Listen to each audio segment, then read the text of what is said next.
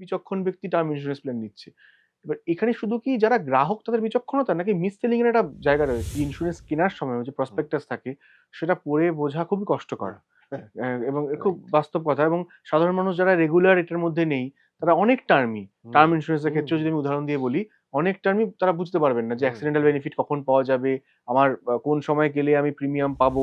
হয়তো soul earner একজন, তাদের ক্ষেত্রে হয়তো 20 লাখ, 15 লাখ, 20 লাখের একটা যদি টার্ম প্ল্যান থাকে, তাহলেও যদি বাই চান্স কেউ মারা যাক না হোক, একটা বড় মানে সুবিধা হয়। জলে ভেসে যায় না সে ফ্যামিলি। 15 লাখ, 20 লাখ বা 25 লাখের কোনো কভারেজের টার্ম প্ল্যান এখনো কি বাজারে নেই? এখনো হেলথ ইন্স্যুরেন্স সবার আগে করা উচিত। চাকরি পাওয়ার পর বা রোজগার শুরু হওয়ার পর, হুম, ইনভেস্টমেন্ট শুরু করার আগেও হেলথ ইন্স্যুরেন্স করা উচিত। আমি যদি পরপর তালিকা করে দিই 1, 2, 3, 4 করে, সেখানে ১ নম্বরে যদি হেলথ ইন্স্যুরেন্স থাকে, টার্ম ইন্স্যুরেন্স বা টার্ম লাইফ ইন্স্যুরেন্স কত থাকবে? 2 এ থাকবে?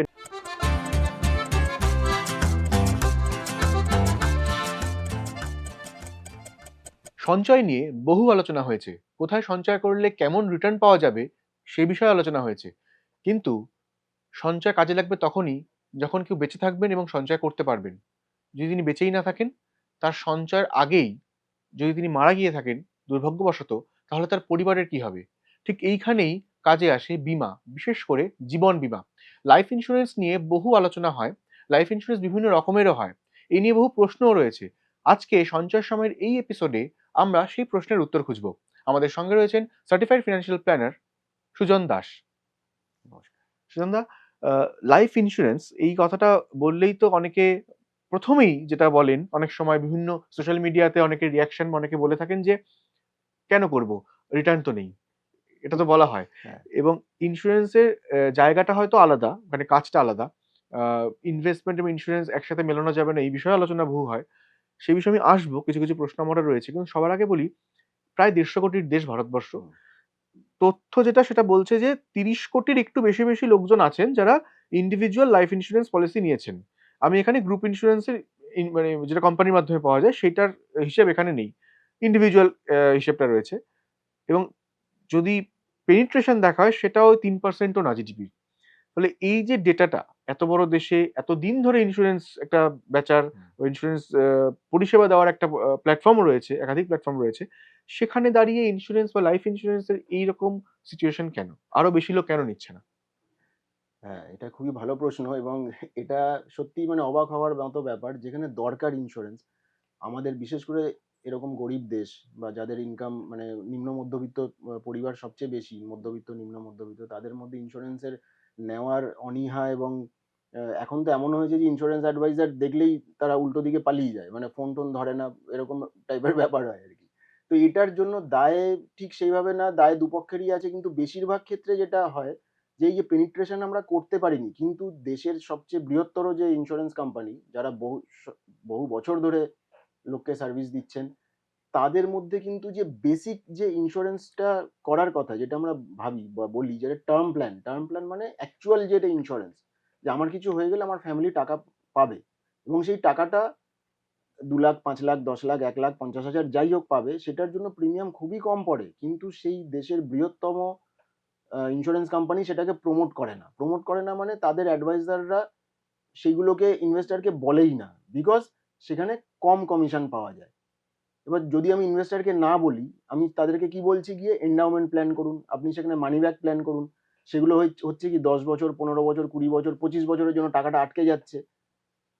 আর লোকে এত লং টার্ম কমিটমেন্ট এ যেতে চায় না। এখন এমনিতেই আমাদের মানে অ্যাটেনশন স্প্যান ও কমে গেছে। সবকিছুই ধৈর্যও কমে যাচ্ছে দিন, দিন মানুষের এবং আগে থেকেও। যে আমি এত বছরের জন্য একটা কমিটমেন্ট এ ঢুকতে যাবো, আমাকে ১০ বছর ধরে একটা জায়গায় টাকা দিতে হবে, ১৫ বছর ধরে টাকা প্রিমিয়াম দিতে হবে। তারপরে আমি আবার ১৫ বছর বাদে পাবো, তখন কি হবে না হবে। অ্যাকচুয়ালি ইনস্ট্যান্ট গ্র্যাটিফিকেশন ওখানে কিছু নেই। হুম। যেটা এই মুহূর্তে মানুষের খুব দরকার। আ ইনস্ট্যান্ট গ্র্যাটিফিকেশন নেই। আমি কিছু দেখতে পাচ্ছি না এবং আমি মরে গেলে তো টাকা পাবে। এরকম একটা আমরা ভুলভাল ভাবে লোকের কাছে যখন প্রেজেন্ট করা হচ্ছে, তার দরকার সে মানে সত্ত্বেও কিন্তু সে সেখানে আর নিচ্ছে না সেই জায়গায়। এবং সেই সমস্ত অ্যাডভাইজাররাই, ইন্স্যুরেন্স অ্যাডভাইজাররাই যারা শুধুমাত্র ইন্স্যুরেন্স সেল করেন। কম্প্যারিজন টেনে আনেন অন্য প্রোডাক্টের সাথে, যে মিউচুয়াল ফান্ড বা শেয়ার। সবগুলোর প্রয়োজনীয়তা এবং জিনিস পুরোপুরি আলাদা। কিন্তু যখনই সেগুলোকে করা হয় তখন লোকের মধ্যে একটা ভয় ঢুকে আসে এবং আহ, সেই সমস্ত অ্যাডভাইজাররা এমনভাবে ইনভেস্টরদের কাছে প্রেজেন্ট করে নিজেদেরকে বা নিজেদের কোম্পানিকে বা প্রোডাক্টকে, যেন মনে হয় যে ওটা প্রোডাক্টটা সেল করে শুধু অ্যাডভাইজারেরই লাভ হবে, এবং ইনভেস্টরও সেটা বুঝতে পারে। আজকাল তো ইনভেস্টর বোকা নয়, সে গ্রামে থাকুক বা একেবারে জঙ্গলে থাকুক, সে বুঝতে পারবে যে এই লোকটা আমার সুবিধার জন্য বলছে, নাকি আমাকে মানে আটকে দিয়ে 20-25 বছরের জন্য একটা জায়গায় আটকে দিয়ে তার নিজের সুবিধাটার কথা বলছে। হুম। সেই জন্য সে আর নেয় না, তার দরকার থাকা সত্ত্বেও সে আর নিচ্ছে না প্রোডাক্টগুলো। এবং দেশের বৃহত্তর কোম্পানি এবং তারপরে অনেক প্রাইভেট কোম্পানি এসছে, সেটাও হয়ে গেল প্রায় 25, 24, 25, 26 বছর ধরে হুম। তারা কাজ করছে। তাদের হচ্ছে কি আরো ব্যাপার যে 50 লাখ, 30 লাখ, 1 কোটি, 2 কোটির নিচে তারা টার্ম প্ল্যান প্রোভাইডই করে না। তাহলে আজকে একটা লোক যে 10,000 টাকা মাইনে পাচ্ছে, যে 15,000 টাকা মাইনে পাচ্ছে, 20,000 টাকা মাইনে পাচ্ছে, তার তাহলে জীবনের কোনো দাম নেই। এই জায়গাটা আমি আসবো, তার আগে একটা জিনিস জিজ্ঞেস করি যে বহু জায়গায় অনেক ফ্যামিলি তো আছে যাদের ধরুন এমন জায়গায় চাকরি করে সংগঠিত ক্ষেত্রে, হুম। বা বা এমন ভাবে তাদের সুবিধা আছে, সুবিধার মধ্যে এই গ্রুপ ইন্স্যুরেন্স প্ল্যান করা। এবার গ্রুপ ইন্স্যুরেন্স প্ল্যান করা থাকলে অনেকে বলেন যে যেহেতু আমার অফিস থেকে করা আছে, তাহলে অ্যাক্সিডেন্ট ইন্স্যুরেন্স করা আছে বা এই ধরনের লাইফ ইন্স্যুরেন্স করা আছে, আলাদা করে নেব না।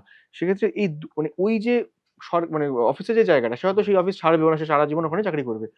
কিন্তু তার যে মানে তার যে কাজ, মানে সেই কভারেজটা কি এনাফ হয় সেই ফ্যামিলির জন্য? একেবারেই নয়, একেবারেই এনাফ নয়। কত টাকা মোটামুটি গ্রুপ গ্রুপ ইন্স্যুরেন্স ইন্স্যুরেন্স কিরকম? কত থাকবে? হার্ডলি 50,000 থেকে শুরু করে ম্যাক্সিমাম 5 লাখ, 6 লাখ টাকা, ওর বেশি গ্রুপ ইন্স্যুরেন্সে থাকেই না, কভারেজ দেয় না, মানে পাওয়া যায় না। তো সেই টাকাটা দিয়ে তার কি হবে? আজকে আমরা যখন কোনো কাউকে ইন্স্যুরেন্সের কথা বলি, মেন ব্যাপার হচ্ছে যে আমি ইন্স্যুরেন্সটা কি করছি। হুম। সাপোজ আমি একটা গাড়ির ইন্স্যুরেন্স যখন করছি, আমি গাড়ির ভ্যালু, আজকে যদি গাড়িটা কিছু ড্যামেজ হয় সেই অনুযায়ী তার একটা কভারেজ দিচ্ছি, তার এ হুম। করছি। তা আমার ভ্যালুটা কত? আমি সেটাকে কি, আমাকে তো বুঝতে হবে আমার ভ্যালু কত। ভ্যালুটা কিভাবে হয়? সিম্পল ভাবে, যে আজকে যদি একটা লোকের বয়স 30 বছর বয়স হয়, তাহলে যদি আমি ধরে নিই যে 60 বছর বয়স অবধি সে কর্মক্ষম থাকবে, তাহলে আগামী 30 বছর ধরে সে যে টাকাটা রোজগার করত, আজকে একটা টাকা মাইনে পাচ্ছে, প্রত্যেক বছর তার ইনক্রিমেন্ট হবে।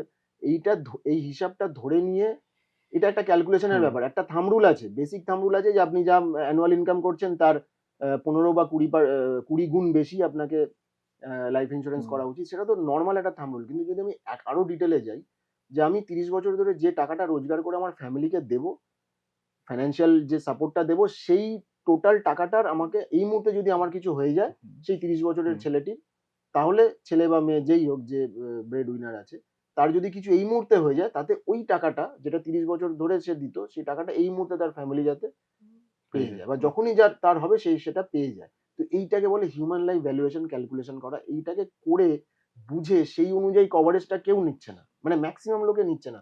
যারা বুঝছে, যারা বুদ্ধিমান লোক, যারা বিচক্ষণ লোক, তারা নিশ্চয়ই নিচ্ছে, কিন্তু মাস এর কাছে এই ব্যাপারটা তো পৌঁছতে হবে, এবং হুম। সেটা পৌঁছানোর দায় অ্যাডভাইজারদের।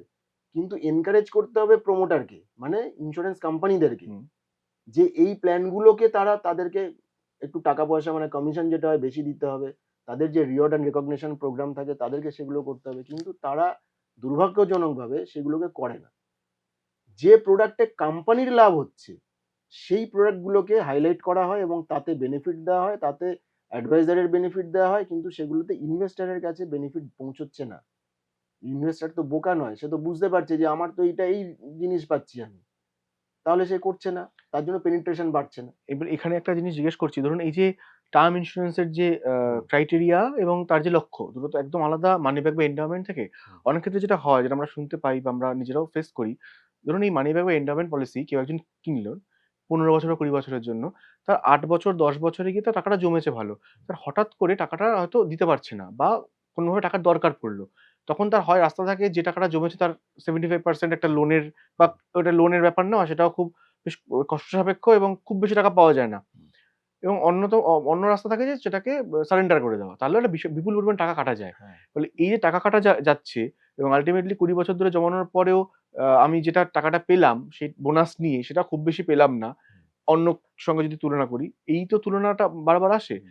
সেক্ষেত্রে এই যে বারবার বলা হয় যে এক্ষুনি বলা হলো যে বিচক্ষণ ব্যক্তি টার্ম ইন্সুরেন্স প্ল্যান নিচ্ছে। এবার এখানে শুধু কি যারা গ্রাহক তাদের বিচক্ষণতা, নাকি মিস সেলিং এর একটা জায়গা রয়েছে এখানে বারবার? প্রচন্ডভাবে মিসসেলিং এর জায়গা রয়েছে। এবার ধরো, সাপোজ আমি তোমাকে বললাম যে এই প্রোডাক্টটা তুমি সেল করো। এই প্রোডাক্টটা সেল করলে তোমাকে আমি বিদেশে ঘুরতে নিয়ে যাবো। তোমাকে আমি এত, যদি তুমি ১০০ টাকার নিয়ে আসো, আমি তোমাকে ৫০ টাকা, ৬০ টাকা কমিশন দিয়ে দেবো। তোমাকে এই বেনিফিট দেবো, সেই বেনিফিট, এই গিফট দেবো, সেই গিফট দেবো। তুমি এটা আগামী 10 দিন হচ্ছে তোমার লাস্ট ডেট, তোমাকে এটা করতে হবে। তখন তুমি কি করবে? তোমাকে আমি লোভ দেখিয়ে দিলাম। তোমারও ঘর সংসার আছে, তোমারও ফ্যামিলি আছে, তোমার নিজেকে তুমি দেখবে। তুমি তখন সেটা ছুটে চলছো।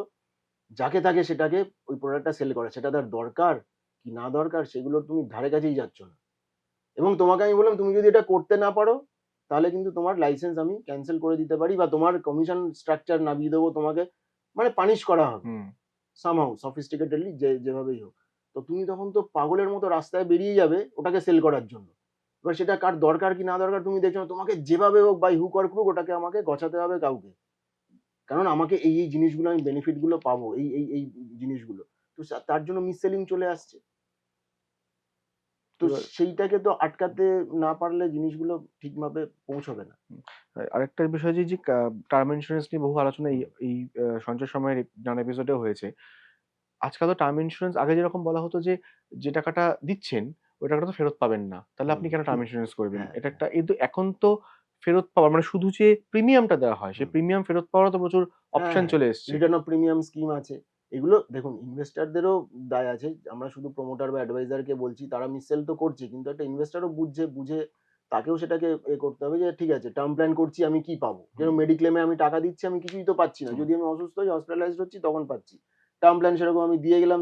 আমি যদি সুস্থ হয়ে বেঁচে যাই তাহলে কিছু পাবো না। আমি তো মরে গেলেই টাকা হবে। শুধু টার্ম প্ল্যান না আরো যেটা করা উচিত আমরা যখন ফাইন্যান্সিয়াল প্ল্যান করি বেসিক প্রথমত হেলথ ইন্সুরেন্স, হেলথ কভারটা যে হঠাৎ করে যাতে না হুম, হয়। আরেকটা হচ্ছে যে ফ্যামিলি যদি লায়াবিলিটি থাকে তাকে টার্ম প্ল্যান ইন্স্যুরেন্স করা এবং তার সাথে অ্যাক্সিডেন্টাল বেনিফিট বা পার্শিয়াল ডিসেবিলিটি বেনিফিট মানে হঠাৎ করে পার্শিয়াল ডিসেবল হয়ে গেলেন হুম। বা পার্মানেন্ট ডিসেবল হয়ে গেলেন আর কাজই করতে পারলেন না, এইগুলোকে কভার করা রাইডার হিসেবে দিয়ে দেওয়া কিছু লাইফ ক্ষেত্রে মানে ইন্স্যুরেন্সের টার্ম প্ল্যানের মানে সাথে। কিছু ক্ষেত্রে মানে টার্মিনাল ইলনেসও থাকে। টার্মিনাল ইলনেস থাকে হুম, সেগুলোকে নেওয়া, এগুলো দরকারি, এগুলোকে নেওয়া কিন্তু মানে টিপিক্যাল এন্ডাওমেন্ট প্ল্যান বা মানি ব্যাক প্ল্যান এগুলোকে দেখতে হবে যে এটা বললাম অ্যাসেট মানে অ্যাসেট অ্যালোকেশনের মধ্যে একটা লোকের যদি প্রচুর কিছু টাকা জমানো টমানো রয়েছে অনেক জায়গায়, হুম, সে চাইলো যে না আগামী আমি 15 বছর 20 বছর আমি বা 10 বছর হতে পারে আমার কোনো পড়বে না, সেটার জন্য আমার অন্য জায়গা থেকে অ্যারেঞ্জমেন্ট করা হুম, আছে। হুম, সেই লোকটাকে যদি আমি তখন বলি যে হ্যাঁ ঠিক আছে তাহলে আপনি সেক্ষেত্রে একটা এন্ডাওমেন্ট বা একটা মানি ব্যাক নিন, এখানে আপনার আইআরআর মানে ইন্টারনাল রেট অফ রিটার্ন দেওয়া নেওয়ার করে যে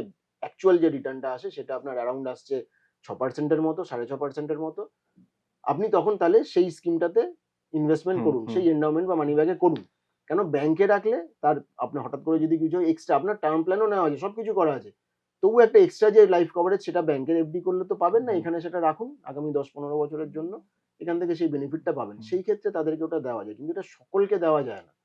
সকলকে দিতে গেলে কি হচ্ছে, একটা লোকের যেটা তুমি একটু আগে বললে যে তার 15-20 লাখ টাকাতেই তার কিন্তু হয়ে যেত। হুম। সে একটা নিম্ন মধ্যবিত্ত পরিবার তার।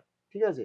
কিন্তু সে 20 লাখ টাকার জন্য টার্ম প্ল্যান নিলে তার হয়তো বছরে 20,000 টাকা কি 10,000 টাকা প্রিমিয়াম পড়বে। কিন্তু যদি সে এই ইনভেস্টমেন্ট প্ল্যানে চলে যায়, হুম। তখন সেটাই তার হয়ে যাবে গিয়ে 1 লাখ টাকা, এবার 1.5 লাখ টাকা প্রিমিয়াম দিতে হবে। মানে ঐরকম কভারেজ পাওয়ার ক্ষেত্রে। প্রচুর টাকা তার মানে এক্সপেন্সেস বেড়ে এটা খুব যাচ্ছে। স্বাভাবিক। সেইখানে আমি জিজ্ঞেস করছি যে টার্ম প্ল্যান নিয়ে একটু আগে যখন আমি দেখছিলাম হুম, অপশন, মূলত প্রাইভেট কোম্পানিগুলো এখন টার্ম প্ল্যান বেশি বেচে হুম, তুলনামূলকভাবে হুম, এবং সেটা বেশি সামনে আসে গ্রাহকদের। সেখানে টার্ম প্ল্যান অধিকাংশ ক্ষেত্রেই মানে ১,০০,০০,০০০ থেকে শুরু, ১,০০,০০,০০০, ১,৫০,০০,০০০, ২,০০,০০,০০০ এরকম। হুম, এবার তার যদি আমি খুব জেনারেলাইজ করি প্রিমিয়াম হিসেবে ৩০ বছর ৩৫ বছরের কোনো পুরুষ বা মহিলা তার ক্ষেত্রে অ্যারাউন্ড সব মিলিয়ে বিভিন্ন কোম্পানি যদি এভারেজ করি ১,০০০ থেকে ৳১,৩০০ ৳১,৪০০ এরকম ঘোরাফেরা করছে। এবার রাইডার ছাড়া মান্থলি। বলছি। মান্থলি একদমই মান্থলি। ফলে এই টাকাটা কিন্তু এটা বেশ ভালো অ্যামাউন্টই। ১,০০০-১,৫০০ মানে বছরে প্রায় ১২ থেকে ১৮,০০০ 12 থেকে টাকার মতো। 18,000 টাকা। যেটা যে এই অ্যামাউন্টটাকে অনেকে এসআইপিও করেন বা অন্য খাতেও জমান। আমার প্রশ্ন হচ্ছে যে এই ৳১,০০,০০,০০০ তো সবার লাগবে না। না। ধরা যাক ভারতবর্ষের অধিকাংশ নিম্ন মধ্যবিত্ত বা নিম্নবিত্ত যারা মানুষ তাদের ক্ষেত্রে হয়তো মাসিক রোজগার ২০,০০০ ৳২২,০০০ ছোট ফ্যামিলি ভালোভাবে চলছে। হয়তো সোল আর্নার একজন। তাদের ক্ষেত্রে হয়তো ২০,০০,০০০, ১৫,০০,০০০, ২০,০০,০০০ এর একটা যদি টার্ম প্ল্যান থাকে তাহলেও যদি বাই চান্স কেউ মারা যাক না হোক, একটা বড় আ মানে সুবিধা হয়। হুম। জলে ভেসে যায় না সে ফ্যামিলি। ১৫,০০,০০০, ২০,০০,০০০ বা ২৫,০০,০০০ এর কোনো কভারেজের টার্ম প্ল্যান এখনো কি বাজারে নেই? এখনো সেরকমভাবে আমার মতে আমার জানা নেই সেরকম কিছু আছে কিনা। আমি কেননা খুঁজেও নেই, পাইনি এরকম কোনো। নেই। কেননা এই জায়গাটাতেই প্রশ্ন। যদি আমি পেনিট্রেশন করি যেটা তুমি বলছো ৩-৪% ১৫০ কোটির লোক, ১৪০ ১৫০ কোটির লোক। তার মধ্যে আমার ওই আর্নিং লেভেলটা কত? আমরা যখন ইনকাম ট্যাক্স ফাইলিং করি তাতেই তো আমরা বুঝতে পারছি যে কি লেভেলে আসছে। লোয়ার মিডল ক্লাস তো একটা হিউজ এরিয়া। একটা প্রচন্ড বড় এরিয়া, তো তাদের কাছে পেনিট্রেট করতে গেলে তো আমাকে এই জায়গাটা নিয়ে যেতে হবে। আমি যদি শুধুমাত্রই ক্রাইটেরিয়া দিয়ে দিই যে টার্ম প্ল্যান নেবে, তাহলে তোমার মিনিমাম আইটিআর হতে হবে 6 লাখ টাকা বা 5 লাখ টাকা, তার নিচে আইটিআর হলে আমি টার্ম প্ল্যান দেবো না তোমাকে। আর মিনিমাম ওই 50 লাখ, 1 কোটি 70 লাখ ওই এই দিয়ে স্টার্ট হবে, তাহলে কি করে পেনিট্রেশন হবে, তাই না? হ্যাঁ, মানে সেক্ষেত্রে মানে যেটা জিজ্ঞেস করার মাথায় তুলনাটা এক্ষুনি এলো যে মিউচুয়াল ফান্ডের ক্ষেত্রেও যে মিনিমাম এসআইপি সেটা হুম। কিন্তু 100 টাকা 200 টাকা তো নামিয়ে আনা হয়েছে নামিয়ে আনা হয়েছে মূলত এই টার্গেট এই করার জন্য, পেনিট্রেশনটা করার পেনিট্রেশনের জন্য, জন্য। কিন্তু সেটা এখানে হয়নি। এখানে হয়নি, তো সেই সেই হিসেবে এটা করা উচিত। আর যেটা একটা মানে সবচেয়ে মানে ভয়ঙ্কর ব্যাপার যেটা, আমাদের পেনিট্রেট করা উচিত, লোকের নেওয়া উচিত, কিন্তু এখন যেটা পুরো উল্টো হয়ে গেছে। মানে ইন্স্যুরেন্সের কথা শুনলেই লোক এখন পালিয়ে যায়। যে ফোন করে যদি তুমি মানে ইন্স্যুরেন্সের কিছু একটা বলা হয়, সে আর দ্বিতীয়বার ফোন ধরবে না। তোমাকে দূর থেকে দেখলে উল্টো দিকে পালিয়ে যাবে। কিন্তু মানে এই এরকম ক্ষেত্রে একটা ভয় ভীতি ঢুকে গেছে লোকের মধ্যে হ্যাঁ। এইভাবে তার কাছে প্রেজেন্ট করাতে। হুম। তো এইটার বড় ভূমিকা কিন্তু ইন্স্যুরেন্স কোম্পানিকে এবং রেগুলেটরকেই নিতে হবে। যেরকম ভাবে মিউচুয়াল ফান্ডে বন্ধ করে দেওয়া হয়েছে, সমস্ত আরএনআর প্রোগ্রাম বন্ধ করে দেওয়া হয়েছে, বিদেশে ঘুরতে টুরতে নিয়ে যাওয়া, এই করা, দেখা যাচ্ছে কি তার জন্য লোককে ভুলভাল মানে স্কিম বাই ফোর্স দেওয়া হচ্ছে, যেটা তাদের দরকার নয়। তো রেগুলেটর সেদিকে খুব ভালো কাজ করেছেন ব্যাপারটাকে নিউট্রালাইজ করার হুম। জন্য, এবং যাতে ঠিকঠাক ইনভেস্টর যাতে ঠিক মতো হুম। জিনিস পায়, সেক্ষেত্রে ইন্স্যুরেন্সের ক্ষেত্রেও করতে হবে যে যাতে যেগুলো অ্যাকচুয়াল দরকার সেগুলোতে বেনিফিট দিক অ্যাডভাইজারকে, কিন্তু সেগুলোকে একেবারেই এনকারেজ করা হয় না, এবং তার কোনো সার্ভিসও অনেক কোম্পানি আছে আফটার সেল সার্ভিস প্রোভাইড করে না। যদি ক্লেম হয়ে যায়, ক্লেম ঠিক মতো করে তাকে সার্ভিস দেওয়া হয় না। এগুলো আমাদের কাছে আমরা ফেস করেছি। তাহলে এক্ষেত্রে যদি এই যে বলছেন না যে ইন্স্যুরেন্স অ্যাডভাইজার দেখলে পালিয়ে যায়, হুম, তো উল্টো দিকে এটাও তো ঠিক যে ডিজিটাল প্ল্যাটফর্ম আসার পর এখন বহু তো ওরকম প্ল্যাটফর্ম রয়েছে যেখান থেকে জাস্ট মানে স্মার্টফোনের মাধ্যমে আমি আমার হুম, পছন্দের সেটা গাড়ি হোক, হেলথ হোক বা টার্ম ইন্স্যুরেন্স আমি নিতে পারবো। হুম, সেক্ষেত্রে তো তার সামনে ১০টা কোম্পানির অপশন রয়েছে, হুম। দরকার পড়লে ফোন করছে কল সেন্টার থেকে। এই ডিজিটাল প্ল্যাটফর্মে এবং তুলনামূলকভাবে প্রিমিয়ামটাও অনেক সময় দাবি করা হয় কম যে থাকে, কম হ্যাঁ, থাকে কম ডিজিটাল থাকে, প্ল্যাটফর্মে কম নিলে। থাকে। যদি সেটা হয় তাহলে এই অফলাইন মেথডের থেকে অনলাইন মেথড যদি বেশি হয়, তাহলে কি ইন্স্যুরেন্সের ক্ষেত্রে নেওয়ার ক্ষেত্রে গ্রাহকদের সুবিধা হয়? নাকি না, অন্য অসুবিধা আমার আছে? অন্য অসুবিধা আছে। এটা একটা আমি প্র্যাকটিক্যাল উদাহরণ দিয়ে বলব।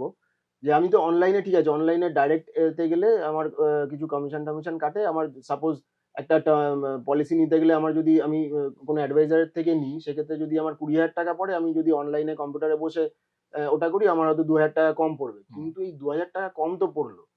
কিন্তু ইন্স্যুরেন্সটা দরকার কখন পড়বে? যখন আমি থাকবো না, বা যখন আমি খুব ভালনারেবল সিচুয়েশন এ রয়েছি। মানে আমি অসুস্থ বা কিছু একটা রয়েছি, সেই সময় তো দরকার হুম। পড়বে। সেই সময় আমি হয়তো অনলাইনটা ক্লেমটা এফোর্ড করতে পারছি না। ঠিক আছে? আমার বাড়ির লোক করবে। আমার বাড়ির লোক কি ততটাই টেক সেভি যে আমি না থাকাকালীন আমার ওই জিনিসগুলোকে, স্টেপ গুলোকে প্রসেস করে সে ক্লেমটা জেনারেট করতে পারবে? রিসেন্টলি আমার একটা এক্সপেরিয়েন্স হয়েছে। একটা না, ২-৩ খানা এক্সপেরিয়েন্স হয়েছে এরকম। আমার সেই ক্লায়েন্টের, যদিও সেটা হেলথ ইন্সুরেন্স এ ছিল। হেলথ ইন্সুরেন্স অনলাইন তারা নিয়েছিলেন। রাইট? এবার অনলাইন নেওয়াতে তাদের ওটা রেগুলার বেসিসেই দরকার পড়ে। মানে হুম। ক্লেম পড়ে। হুম। প্রত্যেক বছরই একটা সার্টেন ডিজিজ আছে, সেটার জন্য তাদের ক্লেম করতে হয়। তো তার জন্য কি হয়েছে, দেখে যে ইন্সুরেন্স কোম্পানি, আমি জানি না, আমি জাস্ট গেস করছি, ৩-৪ বছর ৫ বছর ধরে পলিসি এবং প্রত্যেক বছরই ক্লেম ক্লেম হচ্ছে। হচ্ছে। তো বাই এনি চান্স রিনুয়াল ডেটের সময় ও ক্লায়েন্ট আর ইন্টিমেশন পায়নি, ফোন কল পায়নি, বা পেয়েছে সে সেটা খুঁজে পাচ্ছে না। কিন্তু সেদিনকেই তার লাস্ট রিনুয়াল হুম। ডেটটা ছিল। তাকে সেটা করতেই হতো সেদিনকের মধ্যে। তখন আমাকে যখন বলাতে, আমি তাকে নিয়ে সেই কোম্পানিটারই অনলাইন যে কোম্পানির নিয়েছিলেন পলিসি, তার কলকাতার অফিসে গেলাম। রিজিওনাল অফিসে গেলাম। কিন্তু সেখান থেকে বলা হলো, এটা অনলাইন পলিসি, আমরা এখান থেকে কোনো সার্ভিস দিতে পারবো না আপনাকে। যা কমিউনিকেট করার আপনাকে ওই টোল ফ্রি নাম্বারে ফোন করে আর ইমেইল করেই করতে হবে। তো এবার তার কাছে আর কিছু ঘন্টা মাত্র সময় আছে। সেটা চলে গেলে তার পলিসিটা ল্যাপস করে যাবে। মানে কিভাবে যে সেগুলোকে আমরা পাগলের মতো বোধহয় দিনে সেদিনকে কম করে ২০০ বার ফোন করা হয়েছে। করার পরে ওটাকে এরেঞ্জ করে এনে পেমেন্টটা কোনরকম ভাবে করা হয়েছে, এবং সেটার জন্য প্রচন্ড মানে হ্যারাসমেন্ট পোহাতে হুম। হয়েছে। তো হুম। সেই জিনিসগুলো কিন্তু মাথায় রাখা দরকার যে অনলাইন তো আমি করে ফেললাম। কিন্তু এই জিনিসগুলো আ করবে। এজন্য ইন্সুরেন্স অ্যাডভাইজার থেকে আমি পালাচ্ছি বটে, কিন্তু দরকারে তারাই কিন্তু আবার এসে দাঁড়ায়, বা মানে আফটার সেল সার্ভিসটা কিন্তু কথাটা মাথায় রাখতে হবে। কারণ আফটার সেল সার্ভিস ইন্সুরেন্স এ সবচেয়ে বেশি লাগে। আ সেক্ষেত্রে আমি জিজ্ঞেস করি যে ইন্স্যুরেন্স কেনার সময় যে হুম, প্রসপেক্টাস থাকে সেটা পড়ে বোঝা খুবই কষ্টকর। হ্যাঁ, এবং খুব রাইট। বাস্তব কথা এবং সাধারণ মানুষ যারা রেগুলার এটার মধ্যে নেই, তারা অনেক টার্ম হুম, ইন্সুরেন্স এর হুম, ক্ষেত্রেও যদি হুম, আমি উদাহরণ দিয়ে বলি, অনেক টার্মই তারা বুঝতে পারবেন না যে হুম, অ্যাক্সিডেন্টাল বেনিফিট কখন পাওয়া যাবে, আমার কোন সময় গেলে আমি প্রিমিয়াম পাবো, ফুল রাইট, প্রিমিয়াম রাইট। পেমেন্ট পাবো। এগুলো খুব এবং স্বাভাবিকভাবে এগুলো জটিল ভাষায় লেখা থাকে। হুম। সেই আপনার কি মনে হয় যে এই যে প্রসপেক্টাসটা পড়ে বোঝা, সেটার ক্ষেত্রেও গ্রাহকদের সমস্যা হয় এবং যেহেতু বুঝতে পারছে না, যেটা বুঝতে পারছে না সেখানে আমি যাব না। এই একদম, প্রসপেক্টাস একদম তুলনামূলক ঠিকই সহজ কথা। মানে ভাষায় করা এত কি উচিত? কমপ্লিকেটেড ভাবে লেখা থাকে এবং সেটা তখন দায়িত্ব পড়ে অ্যাডভাইজারদের উপরে, সে সহজভাবে কি সুবিধা অসুবিধা আছে, কি পাবে না পাবে তাকে হুম, বুঝিয়ে দেওয়া। এবং এটাও দেখা যায় যে অনেক সময় ক্লেম রিজেক্ট হয়ে যায়। হুম, হেলথ ইন্স্যুরেন্স এর ক্ষেত্রেও তো প্রচুর হয় প্রচুর এবং হয়, হ্যাঁ। টার্ম ইন্স্যুরেন্স এর ক্ষেত্রেও বা লাইফ ইন্স্যুরেন্স এর ক্ষেত্রেও হয়। সেটার দায়ও কিন্তু অনেকটা অ্যাডভাইজার বা আ কোম্পানিরও এবং ইনভেস্টরের থাকে। কেননা তারা অনেক কিছু লুকিয়ে যায়। অনেক ডিজিজ চেপে যায়। যে এটা ঠিক না, ওটা ঠিক না। ডিসক্লোজ ঠিকমতো করে না। হুম, কোম্পানি তখন তার প্যারামিটার হিসেবে কিন্তু ক্লেম আটকে দেয়। কোন কোম্পানি কিন্তু ইচ্ছা করে ক্লেম আটকায় এরকম হয় না। কিন্তু পলিসি করানোর সময় যদি আমি ঠিকমতো সেগুলোকে ডিক্লারেশন গুলো না দিই, তাহলে কিন্তু ক্লেমের সময় এই সমস্যাগুলো হতে পারে এবং সেটা হয়ও। বেশ।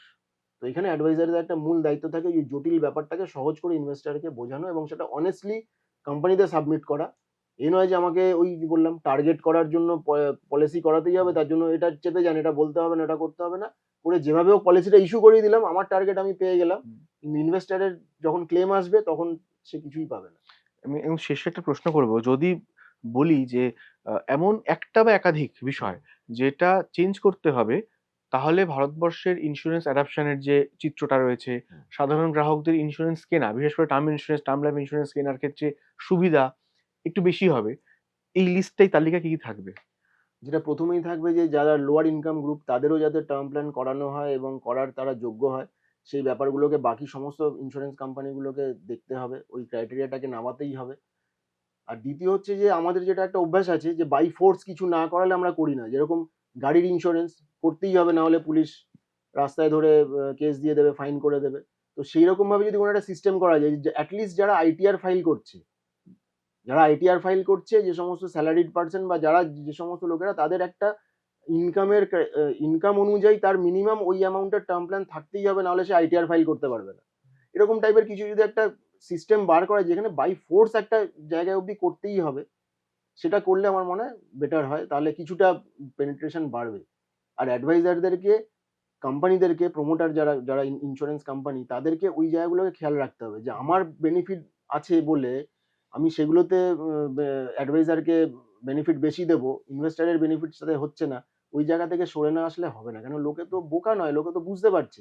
যার জন্য তার দরকার থাকা সত্ত্বেও সে নিচ্ছে না, নিতে চাইছে না।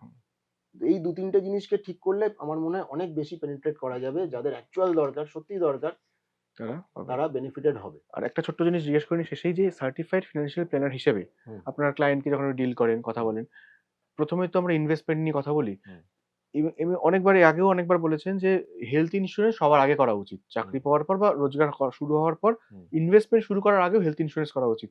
আমি যদি পরপর তালিকা করে দিই 1, 2, হুম, 3, 4 হুম। করে, সেখানে ১ নম্বরে যদি হেলথ ইন্সুরেন্স থাকে, টার্ম ইন্সুরেন্স বা টার্ম লাইফ ইন্সুরেন্স কত থাকবে? ২ এ থাকবে নাকি? ২ এ থাকবে, একদম ২ এ মানে থাকবে। তারপরে হচ্ছে এসআইপি ও তারপরে mutual fund? SIP, investment, mutual fund. আগে যদি আমি নিজেকে সিকিউর না করি, হুম, মানে ইন্স্যুরেন্সটা হচ্ছে একটা সবচেয়ে মজার ব্যাপার যে আমি এই মুহূর্তে আমার জন্য ৫০,০০,০০০ বা ১০,০০,০০০ বা ১,০০,০০,০০০ বা ২,০০,০০,০০০ এই মুহূর্তে আমি আর্ন করতে পারছি। হুম, আর্ন করতে পারছি কি? মানে আমার কাছে টাকাটা নেই। কিন্তু আমি সেটার ওই অ্যামাউন্টটা, আমার যে পোটেনশিয়ালিটি রয়েছে, হুম, মানে ইন্স্যুরেন্স মানে হচ্ছে প্রবাবিলিটি, পোটেনশিয়ালিটি। হুম, এই দুটোর উপরেই তো মেইনলি হুম, ক্যালকুলেশন হয়। আমার পোটেনশিয়ালিটি রয়েছে। আমি আর্ন করিনি ৳১,০০,০০,০০০, কিন্তু আমি আমার ধার্য করে দিলাম ৳১,০০,০০,০০০। আমার ফ্যামিলিকে দিয়ে দিলাম ৳১,০০,০০০ একটা বন্ড। যে আজকে যদি আমার সেটা আলাদা ব্যাপার যে আমার কিছু হলে তুমি ৳১,০০,০০,০০০ পাবে। কিন্তু হুম। আমি ৳১,০০,০০,০০০ রোজগার করে দিলাম আমার মানে যেটা ফ্যামিলিকে হ্যাঁ, উইদিন আ মান্থ, মানে উইদিন আ ডে, ক্রাইসিস পয়েন্টে ক্রাইসিস গিয়ে যাতে পয়েন্টে কাজে গিয়ে। লাগে। হ্যাঁ, thank you Sujan da term insurance ব্যাপারটা একটু ক্লিয়ার করার জন্য, বোঝার জন্য। এবং এতক্ষণ ধরে আমরা যেটা বুঝলাম, আমরা তো ১ম এই শুরু করেছিলাম সঞ্চয় নিয়ে। সঞ্চয় সবারই জরুরি এবং সবাই করেন। কিন্তু সঞ্চয়ের আগে সুরক্ষা বা বীমার সুরক্ষা অনেক বেশি ইম্পোর্টেন্ট। সুতরাং টার্ম ইন্সুরেন্স কিভাবে করবেন সেটা অবশ্যই আপনার ব্যাপার। তবে এই বিষয়ে, এরকম নানান বিষয়ে জানতে হলে দেখতে থাকুন সঞ্চয়ের সময় @এই সময় লাইভ।